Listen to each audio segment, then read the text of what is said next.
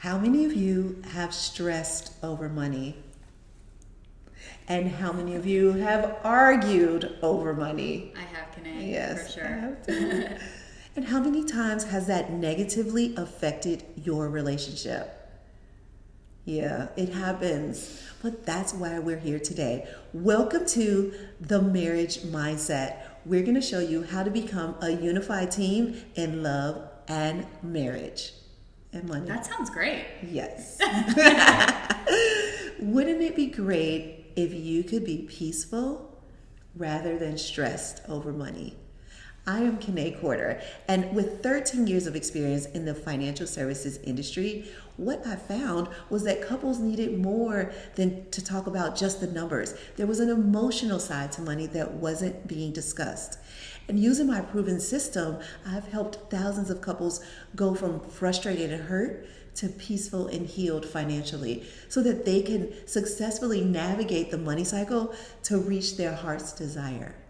That makes me want to breathe in and breathe out the stress. Yes. Cool. Let it go. I know. I'm Kristen Rocco and the professional love storyteller behind Love Notary. Love Notary captures your love story in the beautiful words it deserves. And over the last several years, I've worked with dozens, even hundreds of couples from all across the world about documenting and immortalizing their love stories. And so through that process, obviously, I've learned a thing or two about what makes relationships work in life and love. Yes, that just gave me chills.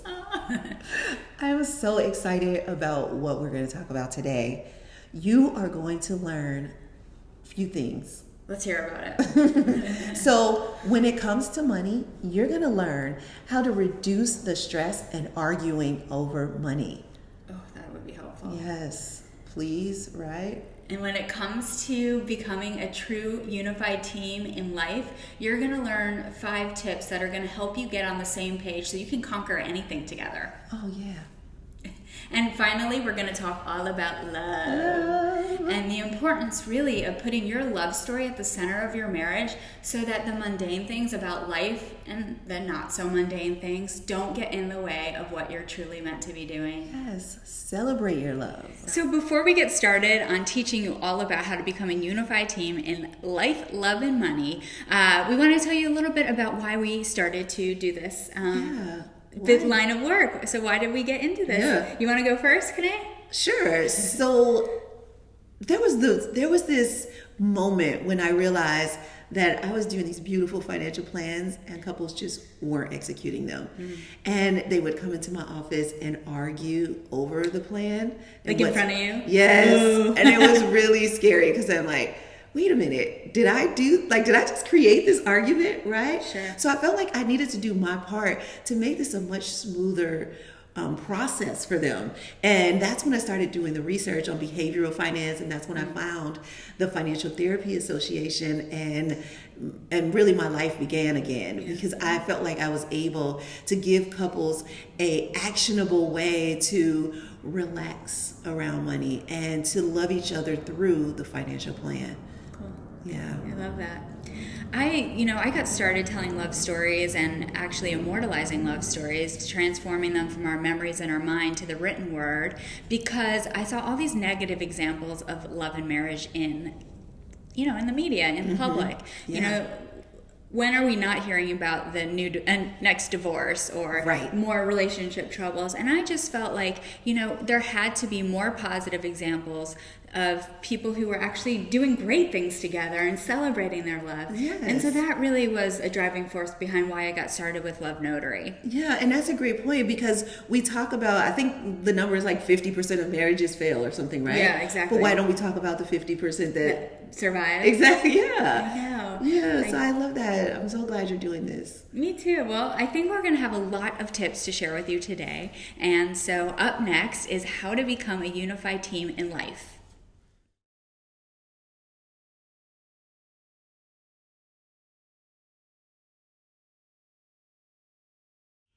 So, Kanae, I just have a question for you. What is the scariest thing about marriage?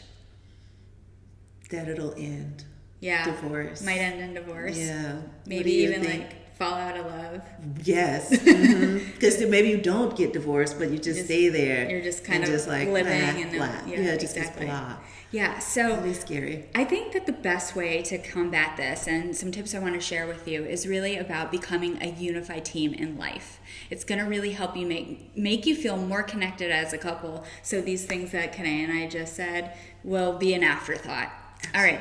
Ready to get started? Yeah. So tip number 1 is that your spouse always has your best interest in mind. And remember that, right? Think back to, why you have decided to build your life with your significant other. You've come to trust that person. You've come to be able to be open and honest with that person. So when you move forward in your relationship, always remember that that person has your best interest in mind. Even when it comes to disagreements, because you are going to disagree with your partner. But that doesn't mean that that person doesn't have your best interest in mind and even the best interest of the relationship. Yes. And it's really just about getting on the same page about that. Yes, that reminds me of a story. A friend of mine, he said that his wife tends to take the negative. When he says something, she'll say, "What do you mean by that?" And she typically thinks that he means the negative version of whatever statement he's saying rather than the positive version. And he's like, "But I love you. Why would I say this? Why would it be the negative version?"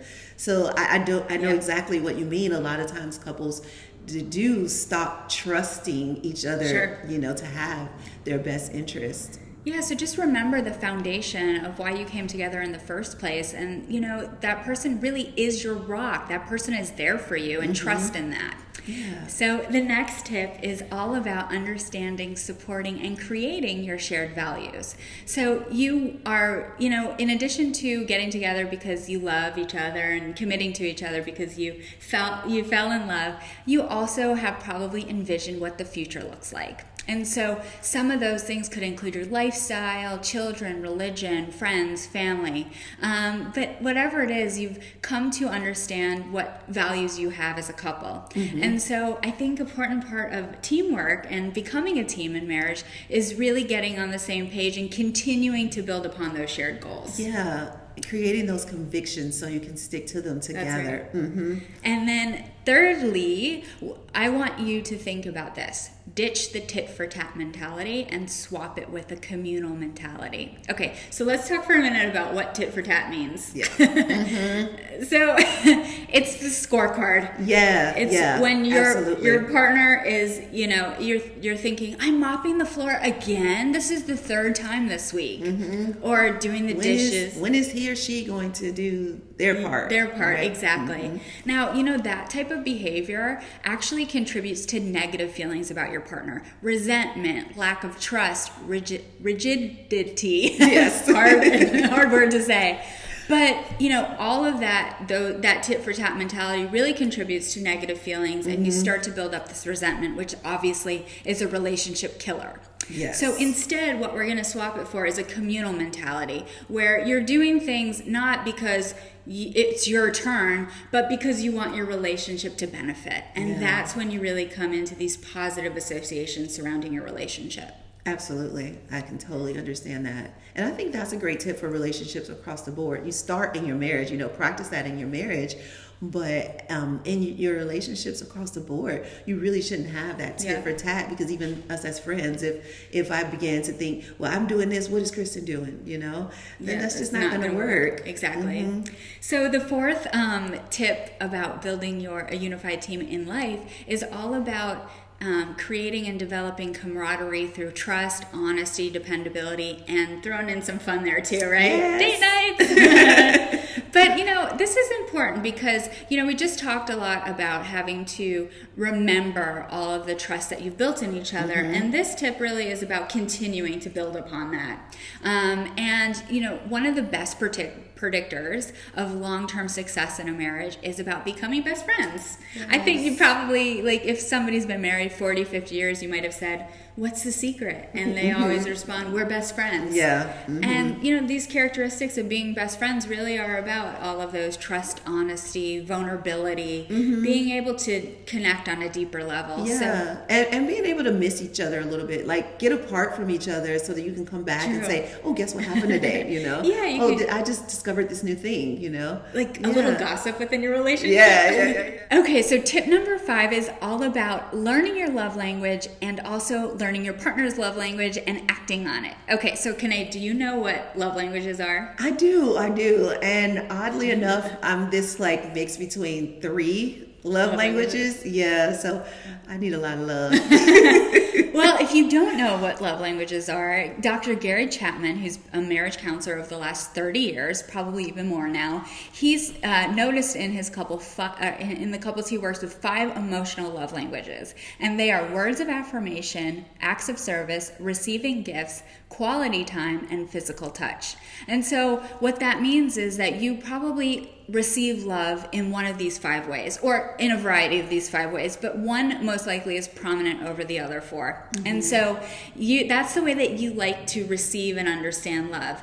Now, your partner might have a completely different love language than you.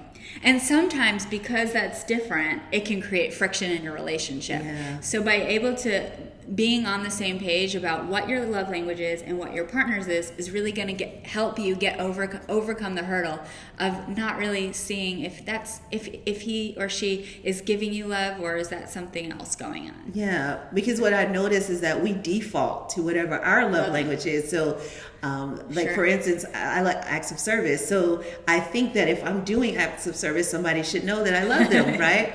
But it's not always the case. Exactly, because right? they may be physical touch or some other.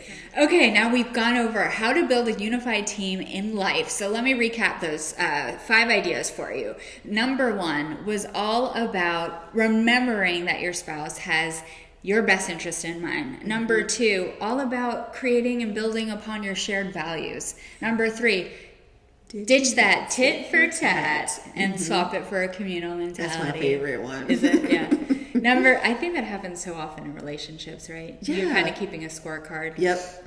Number 4, build camaraderie with your partner.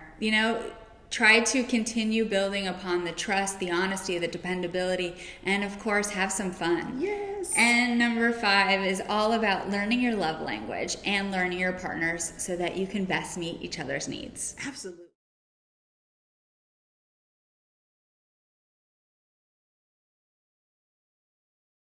And so similar to the love languages, we're going to talk about the money mentality. And money mentality is basically your money personality.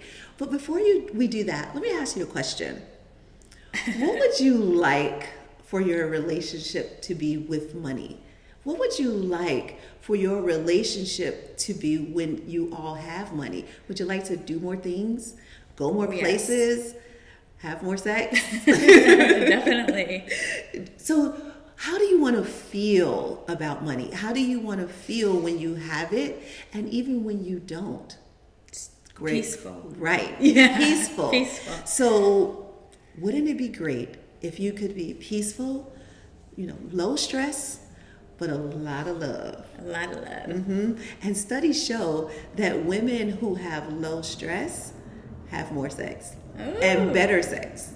Yes. So men, if you want her to want you, keep the stress down. That's right. And money is a huge point of tension in a relationship. It right? is, absolutely, because one of the number 1 reasons that couples get divorced is finances. Sure. And when it's not number 1, it's number 2 behind infidelity. And sometimes infidelity can be financial infidelity. I know. That's what you were saying earlier. And I just think that's so true. I mean, you can feel betrayed about money so easily. Absolutely. And those secrets that we hold because of shame or guilt or just not feeling like your partner will understand you. Well, I'm going to show you how to have a much better understanding of your partner's money mentality. The first step is to learn your own money mentality. And in just a little while, you'll have a way that you can learn your own own money mentality. And it's the money mentality quiz. And so once you learn your own money mentality, then the second step is to learn your partner's money mentality, because then you can understand how you handle money, and then you can understand how your partner handles money. And then the two of you can reconcile those two different money mentalities. So let me tell you a little bit about the money mentalities. Cool. So there's 7 money mentalities. The first one is the spender. And the spender is just what it sounds like, right? They've got to get rid of the money. They're not even sure what to do with money except for spend it. And the spender is usually kind of a stick your head in the sand. I don't want to have to deal with that. Let somebody else do that kind of person. And that can cause tension in the marriage, because the other person may feel like, and it goes back to the tit for tat, may feel like they're the ones handling all of the finances, and that could be stressful. Totally. So then there's the blamer. And the blamer is the person, and you know this person, they're constantly borrowing. They never have enough. They're always blaming the world or some other third party for why things are happening in their life. And they usually don't have a lot of money, but somehow they always find somebody to give them money. I don't know about them, but the blamer but the one thing I will say positively about the blamer is that they are great receivers, because not everybody is a good receiver. Some of us are good givers, but not excellent receivers. And that is what the blamers are good at. Then you have your savers, and the savers they don't know what else to do but save money. They don't want to enjoy it. They don't want to spend it at all. They're just like, let's go put that away, saving for the future. And when you have that sort of mentality, you don't really get to enjoy your money or your life, for that matter. And so, and just imagine if a spender and a saver are married, and you probably are listening to this thinking, "Oh, I am married to that person." Right? I am. We've had to have joint money conversations to make sure that my prior experiences and his prior experiences and the way that he wants to spend money and the way I want to spend money are on that shared value system, right? Because it is a shared value. It is, just like you mentioned earlier. And if you don't come together on what those shared values are, then you'll clash, and especially if you have different money mentalities. Yeah. Now, if you have the same money mentality, sometimes you can it can, move a little smoothly. But you still need to have those conversations. And so the next money mentality is the enthusiast. And the enthusiasts will buy the bar. They are, and they're also looking for that get rich quick scheme. They're always trying to get money fast, that fast money. But what I like about the enthusiasts is that they can be a little stress-free when it comes to, but it sometimes borderlines on carefree and careless. That's not good. Right. When you were saying carefree, I was like, ooh, that sounds good. Yeah, not the but then careless if you part. right, exactly. So carefree can border on careless. And if you're the partner, you're going to look at your partner like, what are you doing? Are you even thinking about our future, right? And so the enthusiasts, where they can be a lot of fun, they can also be they can cause tension. Exactly. And so from there you have the hero, and the hero, that person wants to rescue everybody. They're kind of long suffering though. They want to help everybody, but they can't help to tell you how much they do for everybody else. And woe is me. I'm always helping other people, and I can barely help myself because I'm helping other people. Yeah. And so you really need to check that. So where the hero is usually successful financially, they usually are able to earn a good living, they have a hard time protecting their money because they're always giving it away or trying to help somebody else. Sure. And then that moves down to the artist. So the artist has this like love-hate relationship with money. They like money, but they really say all we need is love, right? I wonder if that's where the term starving artist came from. Yeah, well, exactly, because the starving artists, they kind of want money, but they kind of don't, because they really love their passion or their purpose. And so they focus on that passion and purpose. And it doesn't necessarily have to be an artist. Like, you don't have to go out and paint, but you can still have that artist mentality in whatever it is you do and not know how to That's ask for money. Because remember, I said that the blamer was a great receiver. Well, the artist usually isn't a great receiver, and the hero either. The hero is a great giver, but not necessarily a great receiver. And so the ideal money mentality is the president, and the president has this like harmony between all the money cycles. Yeah. So the president, they know exactly how to earn money without getting stressed about it. They know how to grow their money. They know, even when they don't have money, they know how to stay peaceful in those moments. And so that's the president. And it's a really tough money mentality to get to. And it takes letting go of your past money history. So you're going to take a quiz, the money mentality quiz, and you're going to learn your money mentality. And then right after that, you're going to answer some questions like, what is your earliest money memory? Because when you determine your earliest money memory, you learn where you value money. So I define the money cycle as earn, grow, protect, gift, and enjoy your money. And how you navigate the money cycle is going to determine your lifestyle.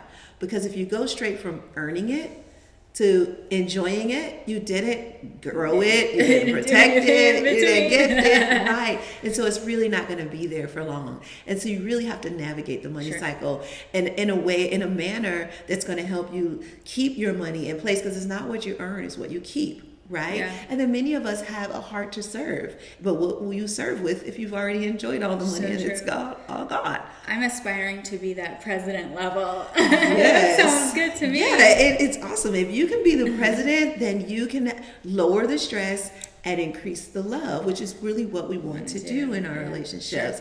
So I want to leave you with a couple tips that I believe help couples increase the love in their marriage. And the first one is called Money Day. And Money Day is when you choose 1 day or 2 days a month that you will work on the money. Now, some of you may say, well, we need to do that more than once a month. Well, do it once a week. It's totally up to you. Yeah. But choose your money day. And it could be, Financial Friday. And you choose Financial Friday. And on 7 o'clock on Financial Friday, you're going to sit down and you're going to talk about your money. And that's when you talk about money. No other time. So on Monday, Tuesday, Wednesday, Thursday, you're not talking about money. No talking about money, because that's not sexy. Remember, we talked about having more sex in if you're always talking about money, and when some bill came in, we need to pay this. It's like, okay, yeah, thanks, right? It goes away, right? So have your money day and stick to that day to talk about money. Don't talk about money every day. It's just not cute. And it creates it's not cute, and it just creates this tension in the marriage. And the second tip is to have free money. Now, those two words together, right? that just warms my heart. So free money is each person can have a certain amount of money to just do what they want. Right. You come up with that number, like, I don't care, $100, $500, even if it's $50, whatever it is. Right. Each person has some money that they can do whatever they want. So if you want to go out and buy a pair of shoes and not have to say you can do it. Yes. You want to buy a new golf club, whatever it is that you want to do with your free money, you can go do it and not have to feel guilty, because we talked about that financial infidelity where you feel guilty or you feel shame. But if you have your free money. And you know what? I just established this free money concept in my relationship, and it really has made a huge difference because now I get to be excited about even talking with my husband about what I'm going to go spend my free money on. It's a surrounding excitement, like, oh, I'm going to go buy a new purse today because I've built up my free money. Yes, that's a great point, right? So it adds to that camaraderie that we talked about earlier, because now you're like, oh, what did you get? Oh, what did you get? Exactly. Almost like Christmas. You can have Christmas every month, except this time you're spoiling yourself. Yeah. So number 3, keeping up with the Joneses, or not keeping up with the Joneses. Don't worry about the Joneses, because the Joneses, are probably trying to keep up with you. That's true. And that's what I find. You are the Joneses and everybody's the Joneses. So let's not focus on the Joneses, because what you focus on expands. So if you're focusing on the Joneses' wealth or life or prosperity, then their prosperity will expand and not yours. You need to come back. point. Yeah. And when you're looking at those shared values, what are those shared values? And then how does that work in your life? And just making that about you and your relationship, not your parents, not your neighbors. You know what? When you're saying that, I'm thinking about social media and how we constantly, it's kind of second nature to compare ourselves to our friends on social media. It is. But what we got to remember is the highlight reel and Yeah. really stick to what what you're doing. Stay in your lane. Absolutely. And another thing about that is a lot of times we're looking at one person's marriage for what we think it is, but not for what it really is. And really what I mean by that is, maybe you've been married 1 year and you're looking at a couple that's been married 10 years and you don't know what they went through to get to where they are in that 10-year period. But you're looking and you're like, why aren't we like them? But you can't be like them because they have 10 years of experience that you didn't get in their 1 year, right? Yeah, so don't look at the Joneses' marriage or money. Look at your own and focus on your own.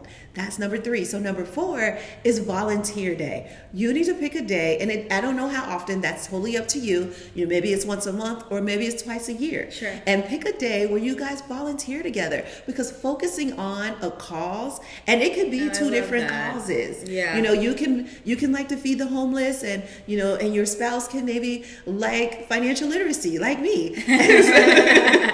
And so if you focus on, hey, we're going to go do this together and work on your platform, and then another day we'll work on my platform. And if you have those volunteer days, you really get the focus off of what's going wrong, because you really there's some perspective that shifts. Well, you become more grateful for what you have, because you're shifting your mentality to these people you're helping and serving who might not be as fortunate as you. So absolutely. Right. And then you begin to look at your spouse and say, wow. Yeah. We got something special. We need to protect this. Exactly. Right.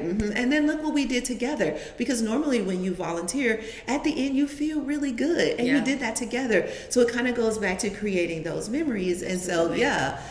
So number 5, tracking your milestones. And this is something that we don't do a lot. And when you don't track your milestones, you forget your progress. And what happens is, if you have these goals and you're looking into the future and you just haven't gotten there yet, if you didn't track your milestones, you just feel like a failure. You don't realize how far you really have come. Yeah, exactly. And so I call it Milestone Monday. You can do it any day you like. That's cute. But I always have these date, words, and I put the dates and the words together. But the day is Milestone Monday. So on Monday, one Monday out the month, or one Monday, you can also do it. It just depends. It's totally up to you, but create your milestone day and really think about, how far have we come financially? Right. And when you look at how far you've come financially, even if it's just $100 shift, you did it. Because I have this couple, and actually the wife started with me first, and then the husband came in. And one of the things she kept getting frustrated with is, she said, oh, we're not hitting our goal. We're not hitting our goal. And then I'd have to remind her, remember when you came to me, you had this much debt. And now you have this much debt. Yeah. That number has gone down. And you had this much savings. And now you have this much savings. That number has gone up. And maybe you don't have the exact amount you want to have in there yet, but you're obviously going to get there. It's the right path. Yeah, you're going to get there. If you keep doing what you're doing, you're going to be a success. Cool. And when you track your milestones, that is a progress, because progress is what keeps us going. If we can track our progress, then we can get to our next level. So now that we've talked about how to be a unified team in money, I want to recap. Number 1, take the money mentality quiz. The bonus right below this course is a quiz for you. It's the money mentality quiz. And when you take the money mentality quiz, you're going to take it separately. So you learn your money mentality and then give it to your spouse so they can learn your money mentality, and take theirs so that you can learn their money mentality. Because once you get that understanding, you'll be able to move forward with a lot less stress. The next thing you want to do is take on some of these tips. Now that you know your money mentality, you can work together in concert to really go towards your your financial goals. And while you're going towards your financial goals, remember, one, have a money day where you're going to look at those financial goals and really look at your finances right now, what's happening right now, and what's going well. Number two, have a free money day. Just go out and have some money you can spend. Three, don't keep up with the Joneses, keep up with yourself. Right, exactly. Number four, volunteer together. It's so much fun. And number five, track your milestones. Know your progress, because when you do that, you can celebrate.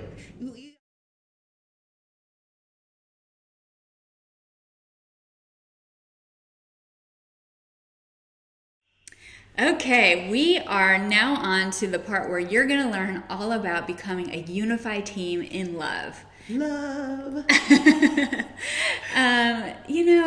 After a while, that in love feeling starts to fade. It really does. There's the scientific research actually shows that there's serotonin in your brain that heightens while you're kind of getting to know each other. After things settle down and you become more a part of you become in each other's daily lives more and more, it just really regresses. So, it's like, how do you keep up the magic of your relationship when at the same time life is getting more complex and that in love feeling is fading? Yeah, this is a really silly example, but you know how you get a new car and you just love it so much and it has that new car smell, and you wash it every week or whatever, and then as it gets older you just don't love it as much. You start looking at other cars like, ooh, their car is better than my car, right? Yeah. So marriage is kind of the same way. Exactly. But we can't trade in our cars or our relationships at the end. No, you have to upgrade the car. So I'm going to talk to you all about how you can upgrade your relationship and keep that moving forward in a great direction. And it really is all about focusing in on your love story. Now, you may never have thought about what you're building as your love story, but it's all of those moments, large and small, defining and just little fleeting moments that happen that really contribute to who you are as a couple and why you've fallen in love. So the first tip I have for you about making your love story in a center and focal point of your marriage is really about reliving past memories, right? So it's about, asking yourself some of the questions about how far you've come in your relationship and those special moments, why were they so special? So I like to do this little exercise. It's a little bit like your money day. Yeah. But I guess I'm calling it like a love story day. Yes, love story day. And you use your anniversary date each month. So for instance, mine is March 8th. So every 8th of the month, my husband and I sit down and talk about our love story. And those are all the past moments that have happened that have really built up who we are as a couple. So maybe we'll talk about our special vacation to Switzerland or to Italy. Remember when? Or maybe remember this thing you did. Maybe one time we'll talk about how I knew he was the one, or our first kiss. Or maybe your favorite thing about your relationship. What was the favorite thing about our first date or something like that. That's right. Exactly. And instead of just, saying it as a fleeting thought, really talk through it, right? Relive it with your significant other. I think that's going to help you come to really cherish and value those memories. Okay, so the next tip in this little section is all about the here and now, celebrating and creating the pages in your love story today. How can we do that? Well, it's all about creating rituals in your relationship. Nice. Do you know what that means? It's not this something about being ceremony or I kind of do, because I read the book The Happy Wives Club, and in the book she talked about the couples that were the happiest were couples that had something that they do all the time, over and over again, like whether they sit on their balcony and drink coffee in the morning or whatever it was, they had something that was sacred to them. Exactly. So that's exactly the right point, Kanae. It's basically when you decide with your significant other on a daily action you're going to take that represents your love. And so it can be as simple as sitting on the porch every morning and drinking coffee together. It can be saying I love you before you go to bed. I once knew a couple that danced with each other every time they came in from being out of the house. That's cute. very It's so sweet, cute. right? Yes, I But love it. it really is just celebrating the love that you share, and that's what's so wonderful about it. And when you all of these days, then I mean, imagine 1 year, that's 365 days of dancing together or drinking coffee or whatever it is, and that Yes. just builds up this really precious ritual between the two of you that you're going to really cherish. Yes, absolutely. I can see that. Yeah, and then the next important piece of building your love story into your relationship is being forward-looking and looking forward to creating your next chapter. So this is all about looking at your shared goals and dreams and talking about how you're going to achieve them, not just from an accomplishment perspective, but what vacations can you envision together? What date night are you going to do next week, right? Yeah, Like what can yeah. you look forward to in your relationship that has nothing to do with paying bills or going grocery shopping or Or the to-do list, or right? the to-do Yeah. list. Yeah. It's all really just focused on building you guys up as a couple. Yeah. When you talk about that, I think of like the movie trailers. Like this is like the trailer to come, Yeah. coming soon. And right? I don't know, like, when my husband and I were planning the trip to Italy or thinking or wanting to, that was something that we both wanted to do together. And then actually putting that on the calendar and then building out the experiences. Where are we going to go? How are we going to do it? Yeah. It became something so exciting for us to do. And then when we were doing it, we felt just excited that we were able to have that opportunity together. Yeah, that is so awesome. Yeah. So that wraps up how you can really put your love story in the center of your marriage and how really important it is to creating this stronger bond between the two of you. So just to recap, relive your past memories, celebrate the here and now with daily rituals, and of course, look to the future and how you can create your next love story chapters.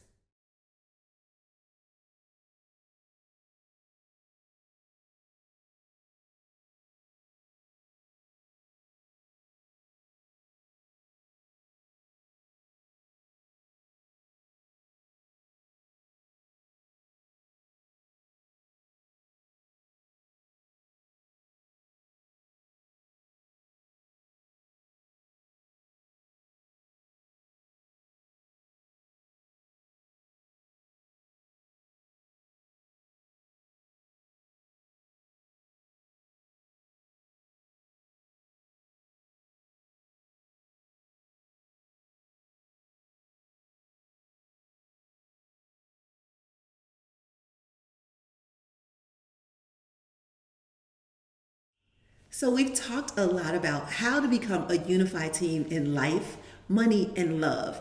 And if you execute these tips, then you're well on your way to having the relationship you desire. Oh, that sounds so good. It does.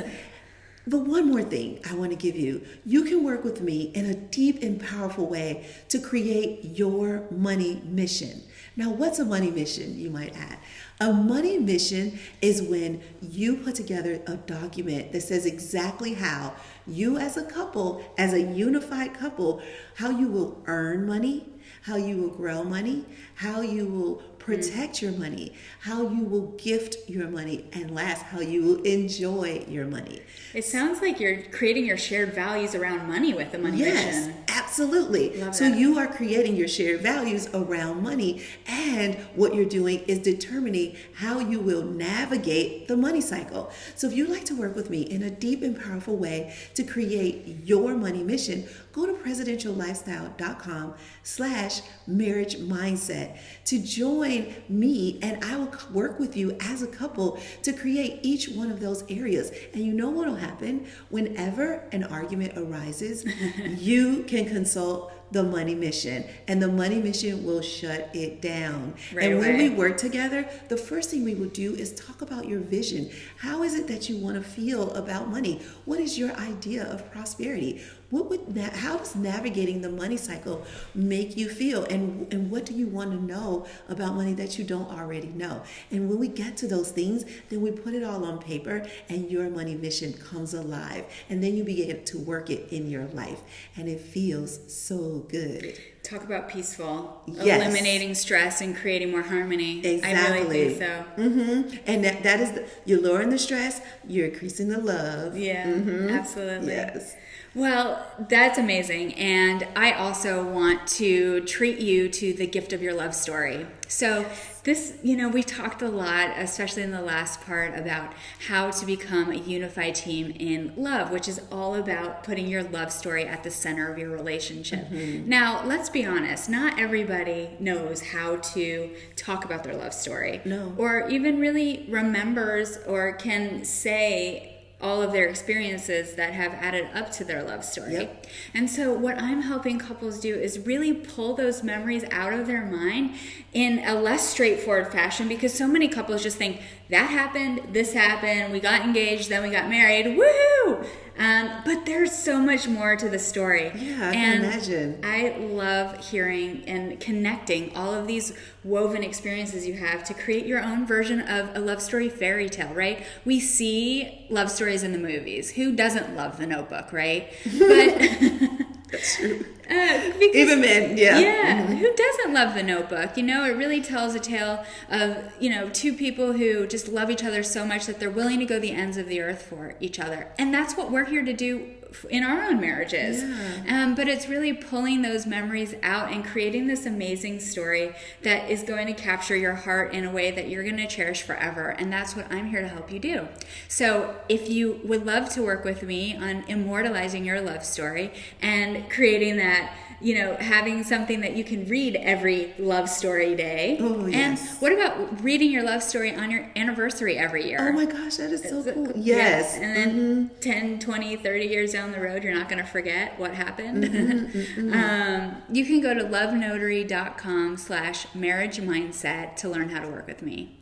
This has been so amazing, Kanae. Yeah, and you know what you really just made me think about? It's awesome that, when you talked about the Notebook, and then as their story evolves and they work with you again and again, Yeah. as they have a baby and as Sure. those babies go to college, and The next chapters. yeah, then you have this story. And you ever been at a party and the couple tries to tell the story of how they met, and it's so awkward? Yeah. And you're like, wait, so how did you meet?